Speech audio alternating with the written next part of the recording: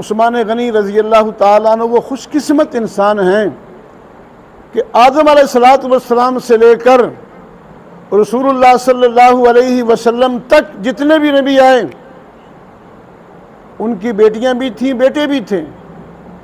कोई ऐसा शख्स नहीं गुजरा कि उसके निकाह में किसी नबी की 2 बेटियां आई। ये शरफ उस्मान गनी को हासिल हुआ है।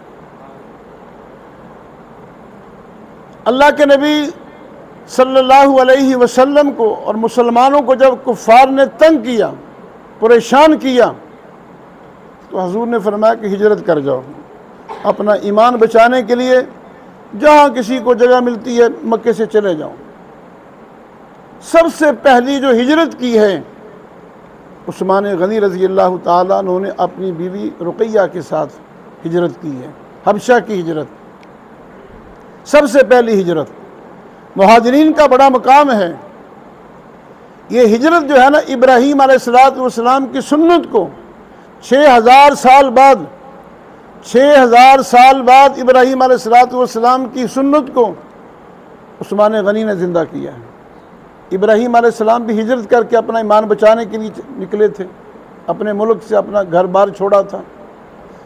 तो 6000 साल के बाद इब्राहीम अलैहिस्सलाम की हिजरत की सुन्नत को हज़रत उस्मान गनी रज़ी अल्लाह ताला अन्हु ने ज़िंदा किया है। फिर दूसरी हिजरत आपने मदीना मुनव्वरा की है।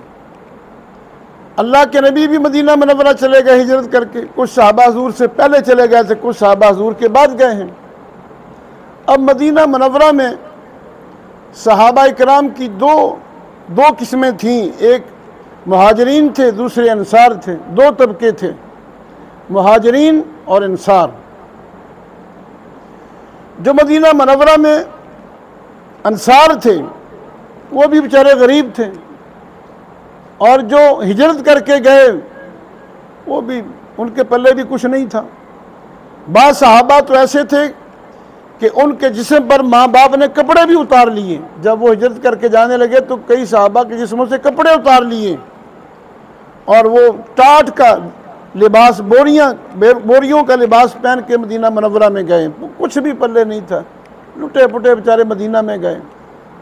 और जो मदीना में मुसलमान थे वो भी सारे गरीब थे। मदीने की मईशत पर कब्ज़ा जो है वो यहूदियों का था। यहूदी बाअसर थे। तो मुसलमान जो हुए वो तो सारे बेचारे गरीब थे। अब उन अंसार के ऊपर जो है ना दूरा बोझ पड़ गया। एक तो यहूदियों ने मुसलमानों का बाइकाट कर दिया। जो मुसलमान उनके मुलाजिम थे उनको निकाल दिया, मुलाजमत से, कारोबार से निकाल दिया। और मुहाजिरीन का बोझ भी उन पे पड़ गया बेचारों के। अरब के इलाके में अगर कोई उस दौर में खुशहाल शहर था तो वो मक्का मुकरमा था। मक्का मुकरमा के लोग खुशहाल थे। बाकी तमाम शहर जो थे छोटे बड़े, यसरब के समेत, इसको उस वक्त यसरब कहते थे। ये तो हजूर की बरकत से मदीनतुन नबी बाद में नाम रखा गया। मदीना मुनव्वरा भी, ये भी गरीब लोगों का शहर था और छोटा सा शहर था जिसके कारोबार पे, मईशत पे कब्ज़ा यहूदियों का था। वहाँ कोई कारखाने नहीं थे, कोई कारोबार नहीं था, सिर्फ ज़राअत थी। खजूरों के बाग थे या अंगूरों के बाग थे, और खजूरों के बाग, अंगूरों के बाग वो यहूदियों के थे ज़्यादातर। कोई यहूदी जो बड़ा खाता पीता था अब तक वो ईमान नहीं लाया था, इस्लाम नहीं लाया था वो यहूदी। जब अल्लाह के नबी भी मदीना मुनव्वरा चले गए तो उन्होंने मदीना के मुसलमानों को और तंग करना शुरू कर दिया ताकि और कोई लोग ईमान ना लाएं, कलमा ना पढ़ें, और जो कलमा पढ़ चुके हैं वो भी फिर जाएं। मदीना मुनव्वरा में एक ही कुआं था मीठे पानी का, और वो यहूदी का था। उसने मुसलमानों को और तंग करना शुरू कर दिया, और पानी मुफ्त नहीं देता था, कीमतन देता था, और मुसलमानों से पैसे ज़्यादा लेने लग गया वो।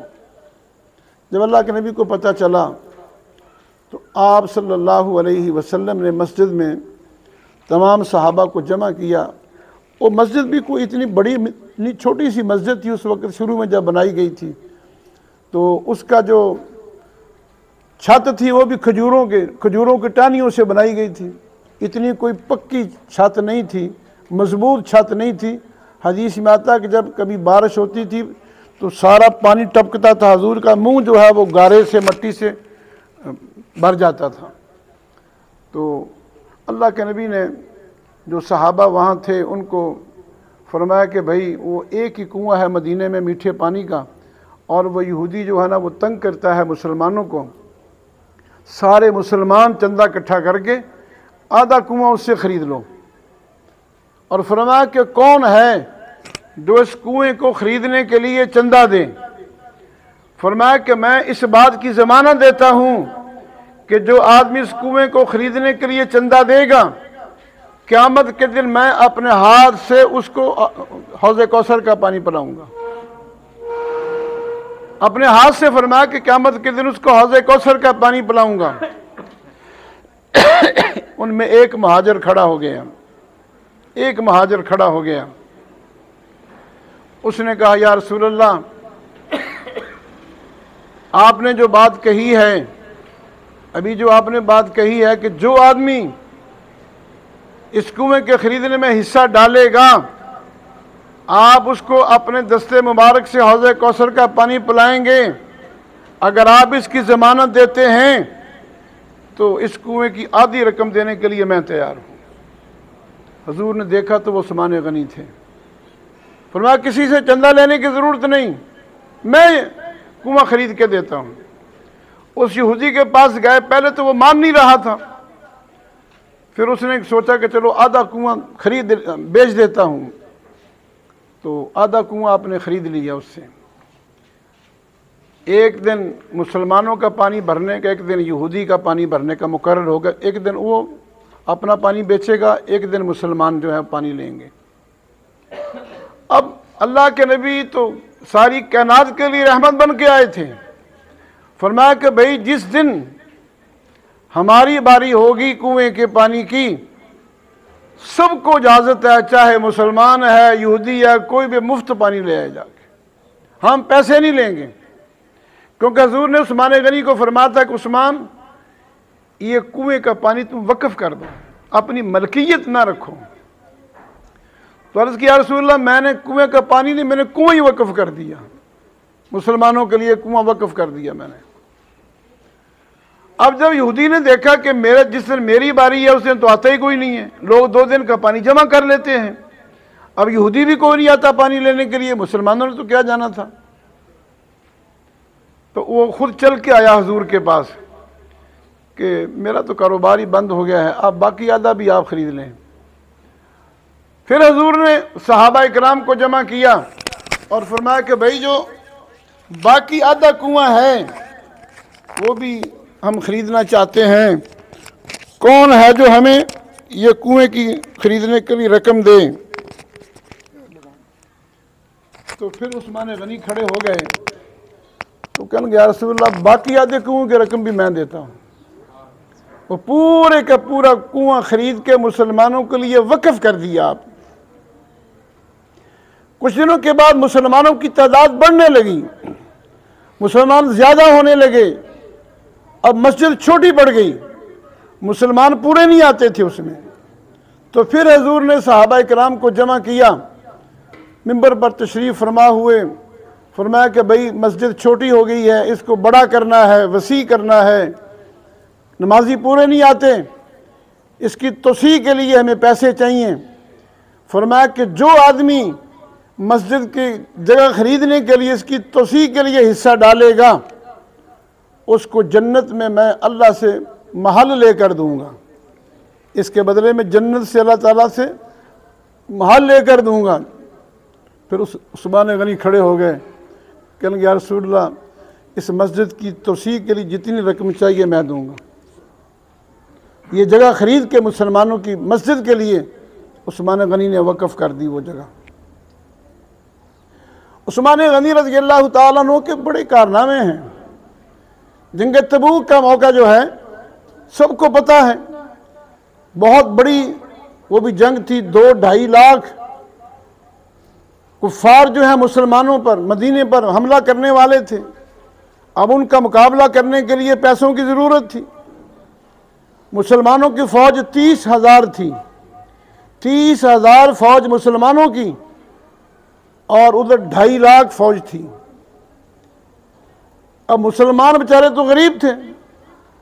अब 30,000 फ़ौज के लिए सुबह शाम खाने का इंतज़ाम करना, उनकी सवारियों के लिए इंतज़ाम करना बड़ा मसला था। यही वो जंग है जिसमें हुजूर ने चंदे की अपील की। अबू बकर सिद्दीक़ रज़ी अल्लाह ताला ने अपना सब कुछ लेके आ गए थे, सब कुछ, कोई एक सुई भी घर में नहीं छोड़ी थी। उमर फारूक अपने घर का आधा सामान लेके आ गए थे। एक औरत अपने सर के बाल काट के ले आई थी कि या रसूलल्लाह मेरे घर में और था कुछ नहीं, ये अपने बाल लेके आ गई हूँ, अगर किसी सहाबी के ऊँट की या घोड़े की नकेल की रस्सी टूट जाए तो मेरे बालों की रस्सी बना के उसकी नकेल डाल देना। एक औरत 3 माह का बच्चा लेके आ गई, उसने कहा या रसूलल्लाह मेरे घर में बड़ा है कोई नहीं, ये मेरे बच्चे को ले जाएं, अगर किसी दुश्मन का तीर आएगा, तलवार आएगी तो इस मेरे बेटे को ढाल बना ले वो आगे। एक जज्बा था मुसलमानों के अंदर। हुजूर बार बार चंदे की अपील कर रहे थे। फरमाया कौन है जो 100 ऊँट अल्लाह के रास्ते में दे, कौन है? उस्मान गनी खड़े हो गए, फरमाया कि या रसूलल्लाह मैं 100 ऊँट देता हूँ। गरज ये कि एक दफा नहीं 9 दफा अल्लाह के नबी ने 9 बार कहा कौन है जो अल्लाह के रास्ते में 100 ऊँट दे। 9 दफा उस्मान गनी खड़े हुए, 900 ऊँट अल्लाह के नबी के हुक्म पर दे दिए, 900 ऊँट। और फिर हुजूर ने जब चौथी बार खड़े होने लगे तो हुजूर ने फरमाया उस्मान बस कर, बस कर, और फिर उठ के घर चले गए। जब घर गए तो घर से जाके 1000 दिनार ले आए घर से, और वो ला के हुजूर की झोली में डाल दिए। वो 1000 दिनार जो थे उनकी 900 ऊँटों से ज़्यादा कीमत थी। उनकी 900 ऊँट जो थे उनकी कीमत से ज़्यादा कीमत थी ये 1000 दिनार की। हदीस में आता है कि अल्लाह के नबी अपनी झोली में ऐसे उनको उछालते थे और खुश होते थे। फरमाया कि उस्मान आज तूने इतनी बड़ी नेकी की है, इतना बड़ा अमल किया है कि आइंदा अगर तू कोई भी नेकी ना करे तो तेरी निजात के लिए यही नेकी काफ़ी है। ये अल्लाह के नबी ने किसी सहाबी को नहीं कहा, ये अपने ख़ानदान में से भी किसी को नहीं कहा, अपने चचा अब्बास को या हमज़ा को भी नहीं कहा। हज़रत अब्बास के बारे में हुजूर ने फरमाया कि अब्बास मेरा चाचा नहीं मेरा बाप है, उनको भी नहीं कहा कि अगर तू आज के बाद नेकी ना करे, कोई भी नेकी ना करे तो तेरी निजात के लिए अमल काफ़ी है। उस्मान गनी को कहा कि आज के बाद अगर तू कोई भी नेकी ना करे, कोई भी नेकी का काम ना करे तो तेरी निजात के लिए ये अमल काफ़ी है। कई लोग कहते हैं जी सहाबा तो बड़े नौज़बिल्लाह बड़े बहुत गरीब थे। ठीक है, कुछ सहाबा गरीब भी थे, शुरू में सहाबा गरीब थे मदीना मुनव्वरा के, क्योंकि मदीना मुनव्वरा में ये कारोबार जो ज़्यादा था वो यहूदियों के कब्ज़े में था, तो मुसलमान बेचारे कमज़ोर थे, और इधर से ये लुट पुट के गए थे। महाजरीन जो था अपना सारा घर बार, बीवी बच्चे मकान कारोबार सब छोड़ के चले गए थे। लेकिन आखिर में आके अल्लाह ने फिर इनको बाद सहाबा को बड़ा माल दिया है। यानी 3 सहाबा जो है ना उनकी सखावत बड़ी मशहूर है। सहाबा कराम में से 3 सहाबा की सखावत बड़ी मशहूर है। एक अबू बकर सिद्दीक़ रज़ी अल्लाह ताला अन्हु, ये बड़े सखी थे, अपनी सारी दौलत दीन पे कुर्बान कर दी। उसके बाद दूसरे साहबी उस्मान गनी रज़ी अल्लाह ताला अन्हु थे, इन्होंने सब कुछ अपना कुर्बान कर दिया दीन पे। घर में कुछ होता था नहीं होता था, लेकिन अल्लाह के नबी ने जब कह दिया तो सब कुछ ले जाके दे देते थे हुजूर की बारगाह में। और तीसरे साहबी थे हज़रत अब्दुर्रहमान इब्न औफ, ये भी बड़े सखी थे और मालदार भी थे। मालदारी कैसे अंदाज़ा लगा लें कि इनकी 4 बीवियाँ थीं अब्दुर्रहमान इब्न औफ की। जब ये फौत हुए तो बीवी जो होती है ना बीवी को शौहर की विरासत में 8वां हिस्सा मिलता है। बीवी को शौहर फौत हो जाए तो 8वां हिस्सा मिलता है शौहर की विरासत में से। इनकी 4 बीवियां थीं, औलादें भी थी चारों बीवियों में से। इन चारों बीवियों को जो शौहर की विरासत में हिस्सा मिला था 32 लाख दिनार, 32 लाख दिरहम, 32 लाख दिरहम एक बीवी के हिस्से में आया था। चारों बीवियों में 8वां हिस्सा 32 लाख दिरहम एक बीवी के हिस्से में आया था। इतने बड़े ये सेठ थे, इतने बड़े अमीर थे। एक दिन बहुत बड़ा बाग था इनका, बाग में नमाज पढ़ रहे थे। इतना वो घना बाग था कि उस बाग में एक चिड़िया उड़ी। अब उसको बाग में से निकलने को रास्ता नहीं मिल रहा था, किधर से निकलूं, इतना वो ऊपर से मिला हुआ था वो पौधे जो है ना। अब नमाज में इनका ध्यान उसकी तरफ चला गया, चिड़िया जो उड़ रही थी, और रकातें भूल गए कि मेरी कितनी रकातें हुई हैं। और जब सलाम फेरा तो इतने अफसरदा हुए कि हो इस बाग की वजह से मुझे नमाज में रकातें भूल गया मैं। और वो बाग पूरे का पूरा वो अल्लाह के नबी की खिदमत में जाके कहा कि मैं ये बाग मुसलमानों के लिए वक़्फ़ करता हूँ, इसको बेच के जहाँ मर्ज़ी आप पैसे लगा लें।